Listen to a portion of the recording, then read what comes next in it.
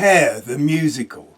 Various castings can be found on YouTube, and the movie is available on Amazon Prime. I saw a second-hand copy of the original Broadway cast recording of Hair in the musical instruments shop in Aylesbury that now has racks of new and second-hand vinyl. It was cheap, but it had a big scratch. But just seeing the psychedelic cover brought back powerful emotions. I remember the anti-war sentiment, though it was not our war. The protesting about everything.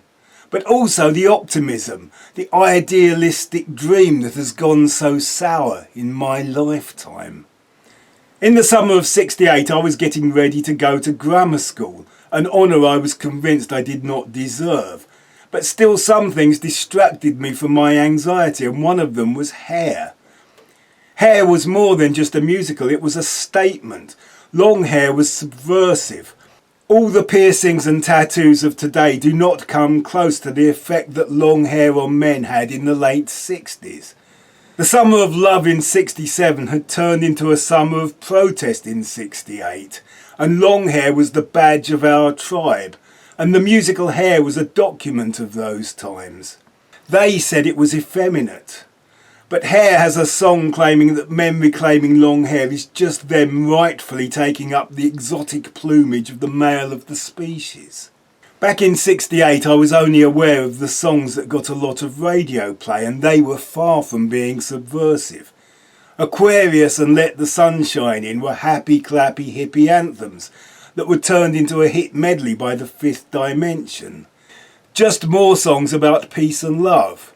And songs of peace and love had been popular since the very long-haired Beatles had sung All You Need Is Love to the world in a groundbreaking satellite broadcast. The other popular song was Good Morning Starshine, a slightly twee feel-good earworm of a song that employed scat-like nonsense phrases.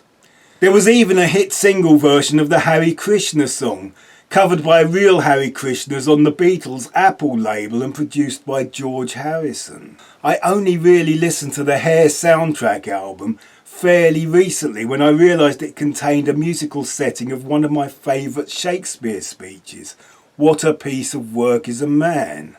Most of the music is quite standard rock music stuff with basic instrumentation playing variations on the 3-chord trick. The singing is young and enthusiastic. You can almost picture all the dancing that was happening on an empty stage with scaffold towers. One of the big controversies was that some of the dancing was naked.